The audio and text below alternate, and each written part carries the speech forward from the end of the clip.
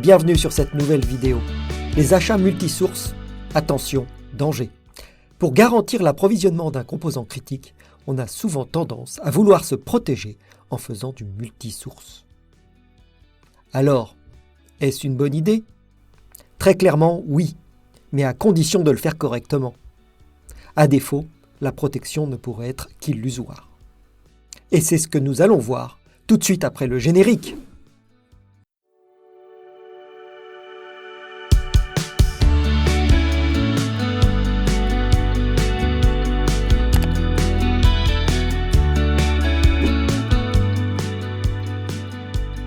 Dans cette vidéo sur les achats multisources, nous allons étudier ce que sont réellement les achats multisources et quels en sont les niveaux. Comment ils vont se mettre en place et quels en sont les coûts. Très clairement, pour moi, il n'y a pas une seule définition de ce que sont les achats multisources.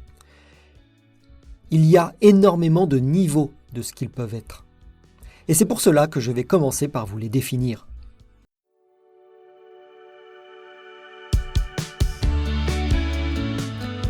Une approche simple de la définition des achats multisources pourrait être tout simplement de considérer des achats multisources ou la possibilité de faire des achats multisources lorsqu'il existe une alternative possible déjà qualifiée et prête à être achetée et qualifiée en production. Mais comme je vais le voir juste après, ceci n'est qu'une simple définition.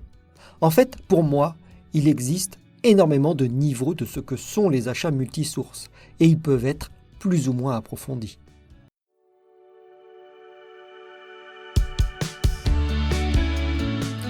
Je vais personnellement vous les présenter en 9 niveaux dans cette vidéo. Commençons par le premier niveau. Pour moi, je considère qu'il correspond à l'identification d'une autre source dont on est sûr qu'elle pourra correspondre aux besoins.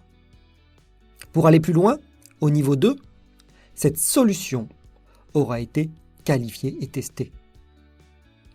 Le niveau 3 ira plus loin que le test du produit lui-même. On le qualifiera réellement dans son intégration dans le produit final et on fera les tests du produit final pour s'assurer qu'il est parfaitement compatible. Le niveau suivant, le 4, ira au-delà du technique. À ce niveau, on aura la certitude que le produit est réellement disponible sur le marché.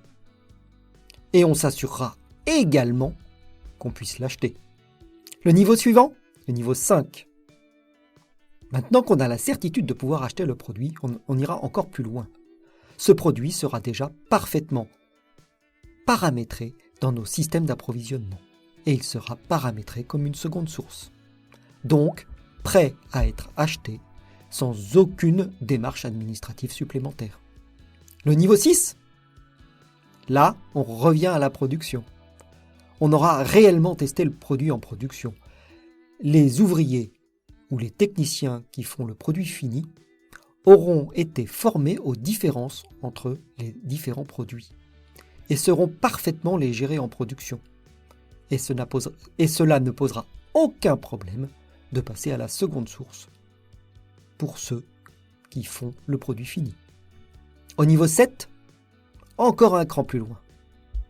On a réellement lancé une pré-série avec le produit alternatif, ce qui a réellement permis de tester en conditions réelles l'utilisation de cette seconde source.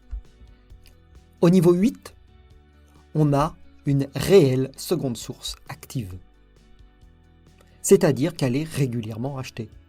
Par exemple, la première source est achetée dans 80% des volumes et la seconde source dans 20% des volumes. Mais on garde un achat régulier en volume de la seconde source. Le niveau 9, quant à lui, va encore plus loin. Car avec le niveau 9, on s'assure qu'on peut acheter le produit de seconde source dans une quantité correspondant à 100% des besoins. Et ceci est validé contractuellement.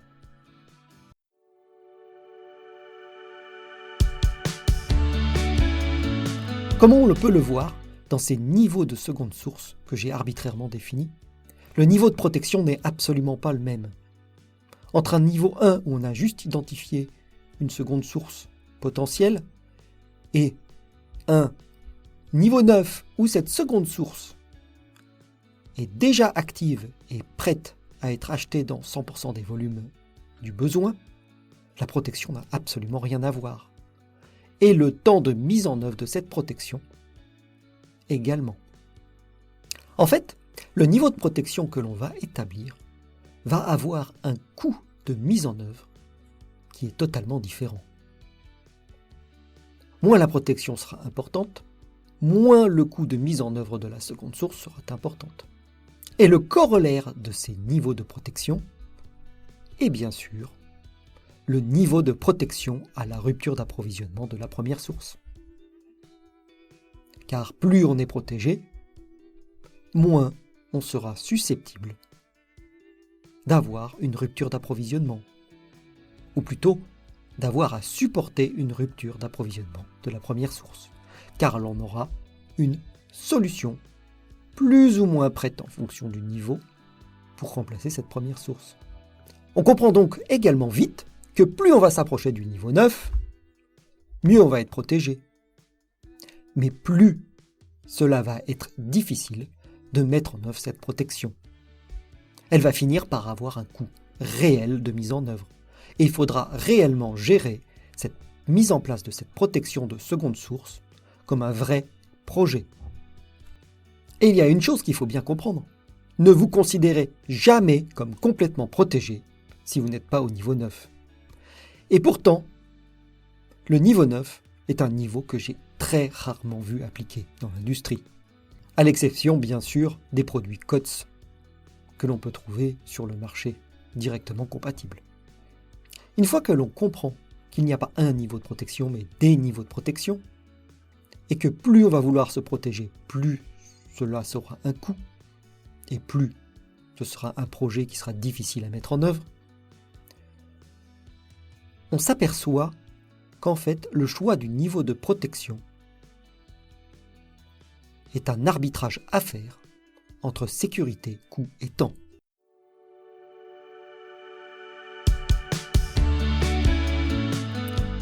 Et je pense réellement que mettre en place une politique générale de multisource n'est pas forcément une bonne chose.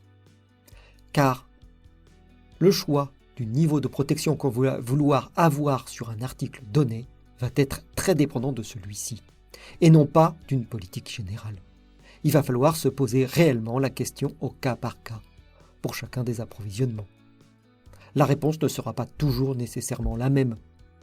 Cela dépendra de la criticité de l'article donné. Et pour chacun des articles, il faudra se poser la question de quel temps d'arrêt de production on est prêt à supporter et de quel coût on est prêt à mettre en œuvre pour éviter ce temps d'arrêt. Pour définir les coûts associés à cette protection, nous allons reprendre les différents niveaux que j'ai définis précédemment. Et en fonction de chacun de ces niveaux, on va mettre en place des actions et on va chiffrer ces actions. Avec cela va nous permettre, pour chacun des coûts donnés, de définir un budget pour la mise en place de la seconde source. Mais attention, cette seconde source n'est pas toujours la bonne solution. Il va falloir pondérer le temps d'arrêt que l'on est prêt à supporter ou que l'on veut supporter avec le stock de sécurité que l'on peut mettre en place pour supporter l'arrêt des approvisionnements de l'article donné.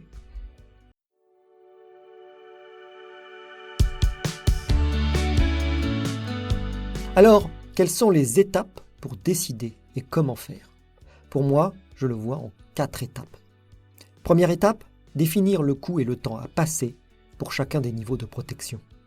En deuxième étape, on fera un temps cumulé et un coût cumulé pour le niveau atteint.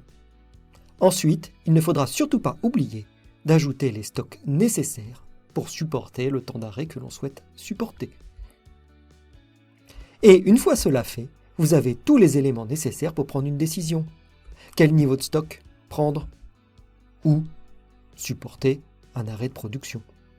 Il faut bien comprendre que le stock n'exclut pas un certain niveau de double source. C'est plutôt deux solutions qui se complètent.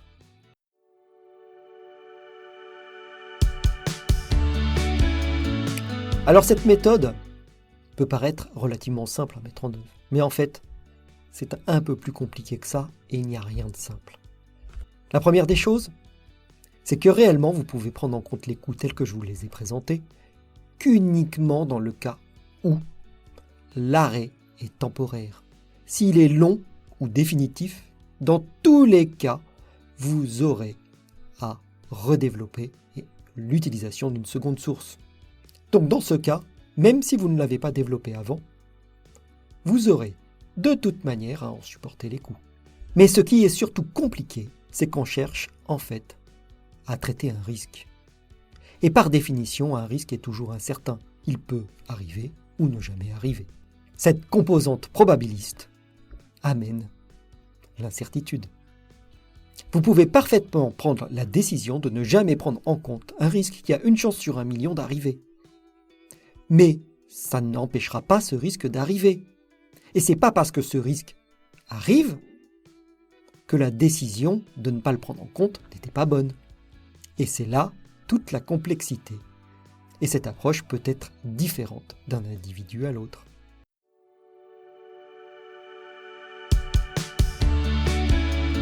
Alors pour conclure, je dirais qu'une politique multisource ne doit jamais être établie au niveau d'une politique globale, mais doit être étudiée au niveau de chacun des articles. Votre décision devra être prise en fonction 1 du délai d'activation et 2 des coûts de mise en œuvre de la seconde source pour qu'elle devienne pleinement opérationnelle dans les volumes souhaités.